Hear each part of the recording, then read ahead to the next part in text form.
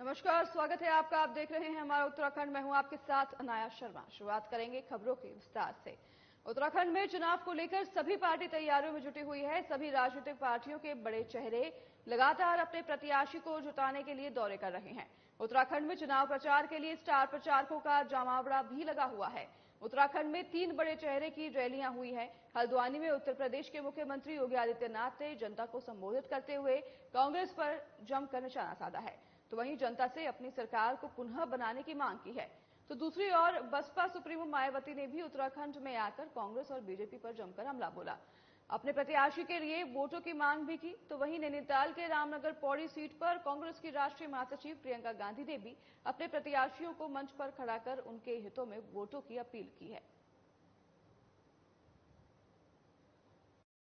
धन्यवाद देना चाहूंगा आदरणीय प्रियंका गांधी जी का।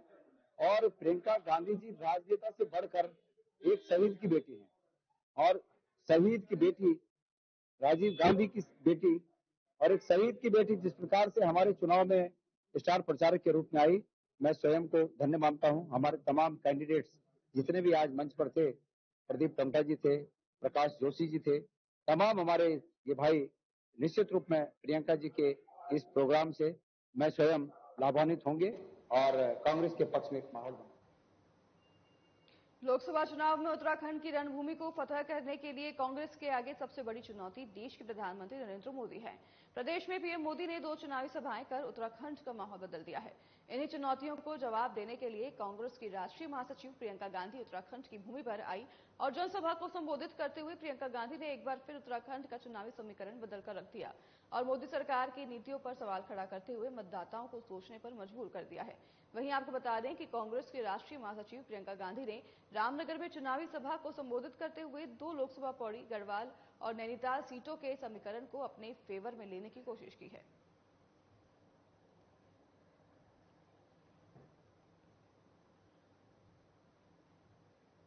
उत्तराखंड बीजेपी के लोकसभा चुनाव की दृष्टि से संचालित प्रदेश मीडिया सेंटर में पत्रकार वार्ता हुई। इस दौरान गढ़वाल से बीजेपी सांसद तीरथ सिंह रावत ने कहा कि लोकतंत्र के इस महापर्व में एक राजनीतिक कार्यकर्ता के नाते मुझे भी राज्य के कई स्थानों पर पार्टी के पक्ष में प्रचार अभियान में शामिल होने का अवसर मिला। इस दौरान स्वयं मेरे व्यक्तिगत अनुभव और पार्टी के साथ आम लोगों से जो फीडबैक मिल रहा है, उससे देवभूमि में अब की बार 400 पार का नारा घर घर सुनाई दे रहा है। वहीं चकराता से चंपावत तक और माणा से मंगलोर तक कोई भी बीजेपी उम्मीदवारों की टक्कर में नहीं है। साथ ही पीएम मोदी के नेतृत्व में डबल इंजन की सरकार ने राज्य में इंफ्रास्ट्रक्चर और जन सुविधाओं का जो हाईवे तैयार किया है, उस पर विकास की गाड़ी सुपरफास्ट दौड़ने लगी है। इसके साथ ही तीरथ सिंह ने कहा कि उत्तराखंड देवभूमि भी है और वीरभूमि भी, लिहाजा यहाँ की राष्ट्रवादी और धर्मपरायण जनता ने वीर जवानों के शौर्य और सनातन संस्कृति के अपमान करने वाली कांग्रेस को एक बार फिर सबक सिखाने का मन बना लिया है। 4 करोड़ लोग आजाद भारत में भी जीवन अंधेरे में यापन कर रहे थे, किसी की निगाह गई। मेरे यहाँ तो रोशनी है, लेकिन बगल के यहाँ अंधेरा क्यों है, ये चिंता की किसी ने नहीं की। 55-60 वर्ष जिन लोगों ने राज किया, हम पूछते हैं उनको क्या किया। लेकिन प्रधानमंत्री मोदी जी के नेतृत्व में दीनदयाल ज्योति योजना के तहत आज हर घर में रोशनी, कोई अंधेरे में नहीं। और मैं उसका उदाहरण भी देता हूं आपको। रामनगर आपका वन पर्यावरण, फॉरेस्ट, कॉर्बेट, ऐसे आजाद भारत में जो लोग बसे हुए थे, उसके बाद गांव उजाड़ने की स्थिति में आ गए। बोलो लाइट नहीं जाएगी, पोल नहीं जाएगा, बाहर थे। लोकसभा चुनाव को लेकर जिला निर्वाचन अधिकारी हिमांशु खुराना ने गोपेश्वर नगर क्षेत्रों के मतदान केंद्रों और पोलिंग बूथों का निरीक्षण किया। इस दौरान उन्होंने मतदान केंद्रों पर सामान्य सुविधाएं जैसे बिजली, पानी, शौचालय, रैंप का जायजा लेते हुए व्यवस्थाओं को बेहतर बनाने के निर्देश दिए। जिला निर्वाचन अधिकारी ने कहा कि मतदान केंद्रों पर साफ सफाई और आवश्यक जानकारी हेतु साइन लगाए जाएं। वोटिंग के दिन मतदाताओं के लिए बैठने का उचित प्रबंधन किया जाए।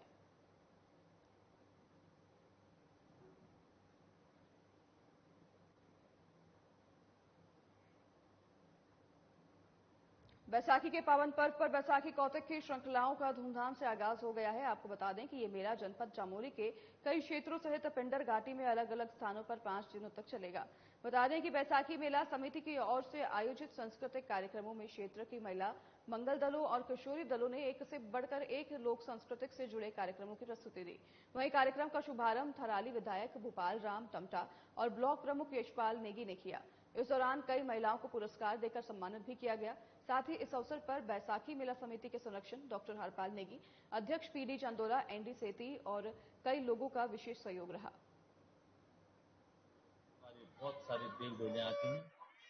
यहाँ पर एक विगत 2 वर्षों से मैं देख रहा हूँ कि व्यवस्थित तरीके से जो हमारी देव डोलियां आती हैं वो यहाँ पर आती है, स्नान करती है और स्नान करने के बाद आपस में बहुत सौहार्दपूर्ण तरीके से मिलती है। मैं आज इस मौके पर अपने क्षेत्रवासियों को, पूरे प्रदेशवासियों को, देशवासियों की बैसाखी पर्व की बहुत बहुत शुभकामनाएं देता हूँ। उनकी सुख समृद्धि की कामना करता हूँ। सौहार्द का वातावरण बने, ऐसे आज की इस बैसाखी के पर्व पर हमारी रीति भी है। भारतीय लोग यहाँ पे आए और बड़े हर्ष और उल्लास के साथ हम इस त्योहार को मना रहे हैं।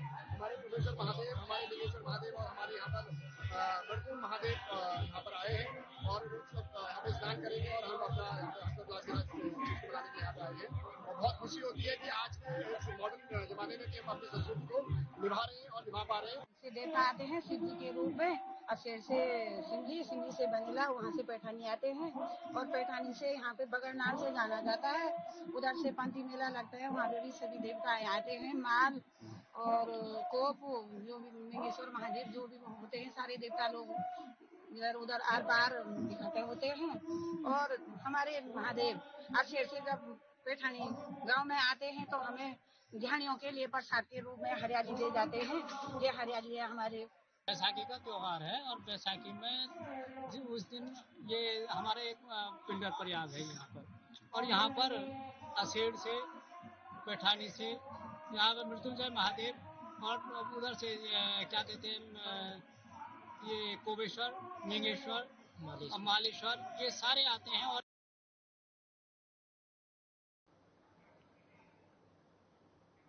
विकासनगर के त्रिशुरा देवी जैन अतिथि भवन में श्री खाटू श्याम सेवा समिति के तत्वाधान में सामूहिक विवाह समारोह आयोजित किया गया, जिसमें गरीब परिवार की 5 कन्याओं का विवाह विधि विधान से वैदिक मंत्रों के साथ संपन्न कराया गया।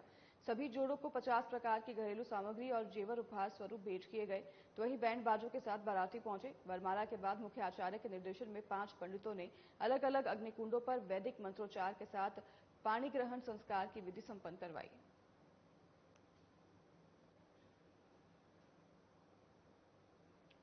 निर्धन कन्याओं का सामूहिक विवाह कराया गया है। यहाँ पर आपको बता दें कि ऐसे 5 जोड़े हैं जिनका विवाह करवाया गया है और इनको भेंट स्वरूप जेवर और सभी चीजें दी गई हैं और सभी विधि विधान के साथ, परंपराओं के साथ इनका विवाह संपन्न कराया गया है।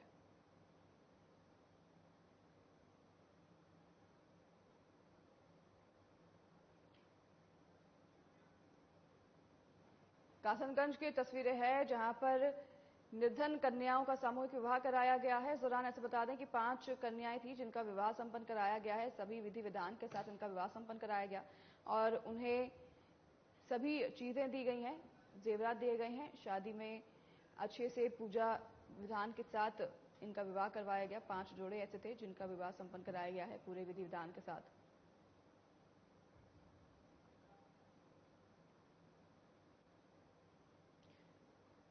तस्वीरें आप देख रहे हैं कासनगंज से। यहाँ पर सामूहिक विवाह करवाया गया है। निर्धन कन्याओं का सामूहिक विवाह कराया गया है। 5 निर्धन कन्या जिनका सामूहिक विवाह कराया गया है, पूरे ही विधि विधान के साथ इनका सामूहिक विवाह करवाया गया है।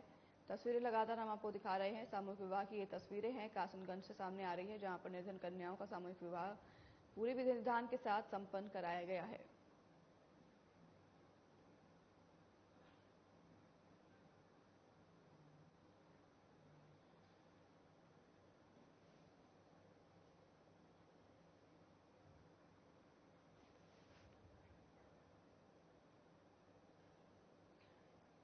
कासनगंज से ये तस्वीरें सामने आ रही है, जहां पर पूरे विधि विधान के साथ निर्धन कन्याओं का विवाह कराया गया है। खाटू श्याम समिति ने ये विवाह संपन्न कराया है। 5 ऐसे जोड़े हैं जिनका विवाह कराया गया है सभी विधि विधान के साथ। और आपको बता दें कि 5 जोड़ों का ये सामूहिक विवाह कराया गया है और ये निर्धन कन्या 5 ऐसी रही जिनको सभी विधि के अनुसार विवाह को संपन्न कराया गया है। खाटू श्याम सेवा समिति की ओर से ये आयोजन हुआ, जिसमें 5 निर्धन कन्याओं का सामूहिक विवाह कराया गया, जिन्हें सभी पूजा और विधि के अनुसार विवाह कराया गया है और इस दौरान लोग भी मौजूद रहे। तस्वीरें आप देख रहे हैं कासनगंज से, जहां पर खाटू श्याम सेवा समिति की ओर से सामूहिक विवाह का आयोजन करवाया गया और इस दौरान 5 ऐसी निर्धन कन्याएं थीं जिनका सामूहिक विवाह संपन्न कराया गया है। पूरे ही विधि विधान के साथ इनका विवाह जो है करवाया गया है। तस्वीर लगातार हम आपको दिखा रहे हैं कासनगंज से, जहां पर खाटू श्याम सेवा समिति की ये पहल रही, निर्धन कन्याओं का विवाह कराया गया है।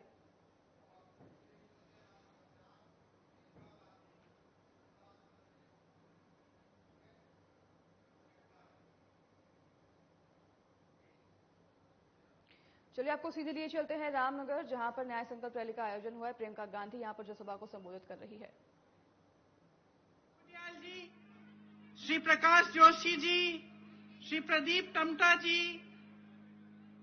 मंच पर विराजमान सभी नेतागण, कांग्रेस पार्टी के पदाधिकारीगण, आप सबका बहुत बहुत स्वागत इस सभा में। उत्तराखंड से मेरे परिवार का एक पुराना रिश्ता है और जिस जगह बचपन की जो मीठी मीठी यादें होती हैं और काफी आपके प्रदेश में घूमने का भी मौका मिला, यहाँ रामनगर के साथ तो एक बहुत खास रिश्ता है। बहुत छुट्टियां हमने यहाँ मनाई। पास में कॉर्बेट पार्क है, आप तो जानते ही होंगे, सब यहीं के हैं। मुझे तो जब मौका मिलता था, बच्चों की 2 दिन की छुट्टी होती थी, तो रात की जो पुरानी दिल्ली वाली ट्रेन है, जो स्टेशन से, पुरानी दिल्ली के स्टेशन से जो चलती है 10 बजे, उसमें बिठा के दोनों बच्चों को सीधे यहाँ आ जाती थी। आज यहाँ आ रही थी तो दिल खुश हो रहा था बस ये सोच के कि मैं रामनगर आ रही हूँ। और आपको शायद मालूम नहीं होगा, लेकिन जंगल में एक छोटा सा मंदिर है और उस मंदिर से मेरी आस्था 13 साल की उम्र से जुड़ी हुई है। मैं यहां से कभी नहीं जाती थी बगैर उस मंदिर में मत्था टेके। सिद्धबली बाबा नाम है, छोटा सा एकदम, आपको जानकारी भी शायद नहीं होगी, जो जंगल में रहते हैं उनको जानकारी होगी। तो यहाँ आकर, और वो भी नवरात्रि के समय, आज बैसाखी है, मैं अपना बहुत सौभाग्य समझती हूँ कि आज मुझे ये मौका आप लोग दे रहे हैं। तो अब बताइए, राजनीतिक भाषण सुनना है कि सच्चाई सुननी है? सच्चाई सुननी है तो फिर बातचीत करते हैं थोड़ी। चुनाव का समय है। लोकतंत्र की सुंदरता होती है ये कि चुनाव है, कि 5 सालों में एक बार आपको ये मौका मिलता है कि आप अपने वोट से अपना भविष्य बदल सकते हो, है कि नहीं? और उस समय मेरे जैसे नेता, चाहे कांग्रेस पार्टी के हों, चाहे भाजपा के हों, चाहे किसी और दल के हों, आके आपको भाषण देते हैं, आप सुनते हैं। मैं यहाँ आ रही थी तो मैंने सोचा मैं सुनूं मोदी जी क्या कह रहे हैं। तो भाषण ढूंढा उनका इंटरनेट पे, खोला, सुनने लगी। मैंने देखा उत्तराखंड का भाषण। मैंने सोचा चलो देखते हैं क्या कह रहे हैं मोदी जी। 5 मिनट भाषण सुना तो सच्चाई यह है कि मैंने सोचा मुझसे कोई गलती हो गई है, ये पिछले चुनाव का भाषण दे रहे हैं। नहीं, सच बात है। तो मैंने तारीख देखी कि भाई गलती तो नहीं होगी, पिछले चुनाव का उत्तराखंड का कोई भाषण खोल दिया होगा, लेकिन वो तो अभी 2 दिन पहले ऋषिकेश का भाषण था। बात वो वही कह रहे थे जो 5 साल पहले कह रहे थे, और जो बातें कह रहे थे उनको सुनकर भी मुझे ताज्जुब हुआ। सबसे पहले तो उन्होंने कहा कि बार बार मोदी सरकार, कहा आपने भी सुना होगा, पिछले चुनाव में भी सुना होगा। अब मन में ये बात आती है कि भाई कितनी बार मोदी सरकार, कि उत्तराखंड और हिमाचल प्रदेश देवभूमि है। और भाषण के समय उन्होंने इस तरह से उसको कहा कि जैसे, क्योंकि वो इसको देवभूमि मानते हैं, इसीलिए उनके दिल में यहाँ के लिए खास जगह है। मन में मेरी ये बात आई, पिछले साल हिमाचल प्रदेश का चुनाव था। जहां जहां मोदी जी गए उन्होंने कहा कि ये देवभूमि है। हिमाचल प्रदेश को कहा। चुनाव कांग्रेस जीती।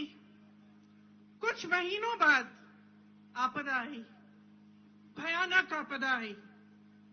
लोगों के घर बर्बाद हो गए।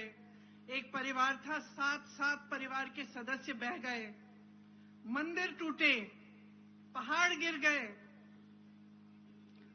उस समय जब सबसे ज्यादा जरूरत थी उस देवभूमि को, जब जनता तरस रही थी कि राहत मिले, कांग्रेस का एक एक नेता, कांग्रेस का एक एक मंत्री राहत के कार्य में जुटा हुआ था। मुख्यमंत्री खुद दौरा कर पहुंचा रहे थे। भाजपा का एक नेता नहीं दिखा, मोदी जी नहीं दिखे। दिखना छोड़िए, उसी भूमि को जिसे वो कह रहे थे अपने भाषण में देवभूमि कह रहे थे, जिसे वो कह रहे थे कि वो पूजते हैं, उसी भूमि के लिए उन्होंने एक पैसा राहत नहीं दिया, आज तक नहीं दिया है। जितनी राहत थी वहां हिमाचल प्रदेश की सरकार ने खुद दी, क्योंकि केंद्र सरकार देना नहीं चाह रही थी, क्योंकि देवभूमि उनके लिए सिर्फ उसी समय थी जब चुनाव का भाषण देने का समय था। जब आपदा आई, जब मुश्किलें हुई, जब लोग संकट में थे, तो देवभूमि नहीं रही। और मुझे उनका यहाँ का उत्तराखंड का भाषण सुनते हुए मेरे मन में ये बात आई कि एक उनके लिए कर्मकांड हो गया है, आदत बन गई है। मंच पे आते हैं, ऐसे ऐसे शब्द बोलते हैं, देवभूमि, धर्म, लेकिन सच्चाई बहुत दूर है इससे।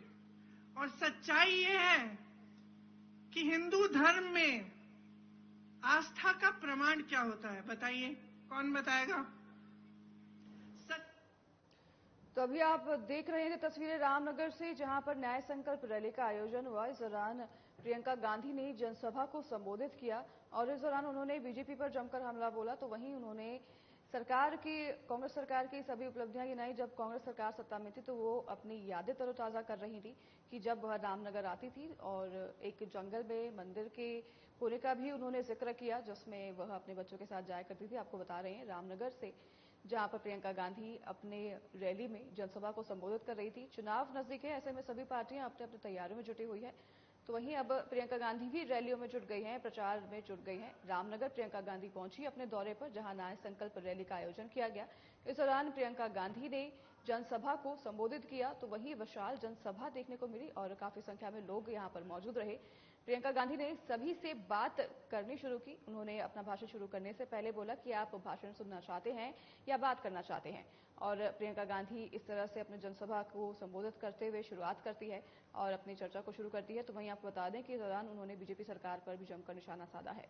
रामनगर से तस्वीरें आपको दिखा रहे थे, जहां पर प्रियंका गांधी लगातार जनसभा को संबोधित कर रही हैं और दौरे कर रही हैं, चुनावी प्रचार में जुटी हुई हैं। इसके साथ आगे बढ़ेंगे खबरों में। लोकसभा चुनाव के मद्देनजर जिला निर्वाचन अधिकारी हिमांशु खुराना ने गुरुवार को बद्रीनाथ विधानसभा के दूरस्थ और सीमांत मतदान केंद्रों का स्थलीय निरीक्षण कर चुनाव व्यवस्थाओं का जायजा लिया। इस दौरान जिला निर्वाचन अधिकारी ने बूथों पर पेयजल, शौचालय, विद्युत, रैंप और मतदाताओं के लिए अन्य मूलभूत सुविधाओं का निरीक्षण करते हुए बीएलओ से वोटर पर्ची वितरण कार्यों की जानकारी ली। उन्होंने निर्देशित किया कि मतदान केंद्रों पर प्रारूप के अनुसार आवश्यक जानकारी अंकित की जाए। इसके साथ ही वोटर स्लिप का 100% वितरण करते हुए अधिक से अधिक मतदाताओं को जागरूक करें।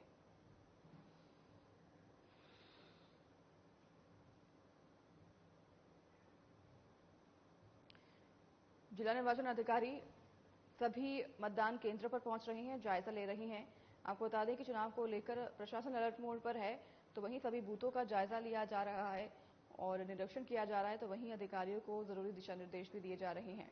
चमोली से ये तस्वीर आपको दिखा रहे हैं, जहां पर सभी मतदान केंद्रों पर जाकर जायजा लिया गया, ग्राउंड रिपोर्ट की स्थिति जानी गई और सभी को जरूरी दिशा निर्देश दिए गए।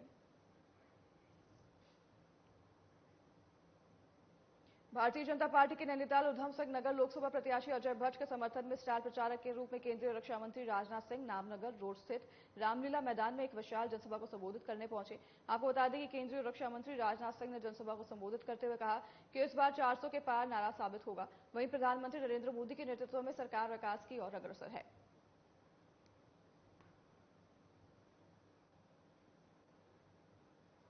हमारे सैनिकों के प्रति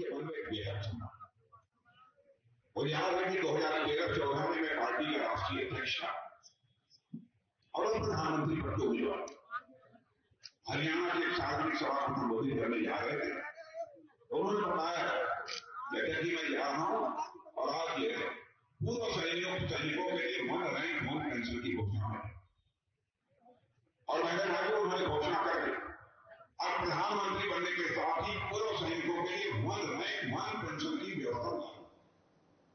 उत्तराखंड बीजेपी से राज्यसभा सांसद और बीजेपी चुनाव प्रबंधन समिति के प्रदेश संयोजक नरेश बंसल ने बीते रोज ऋषिकेश में प्रधानमंत्री नरेंद्र मोदी की रैली ऐतिहासिक बताई।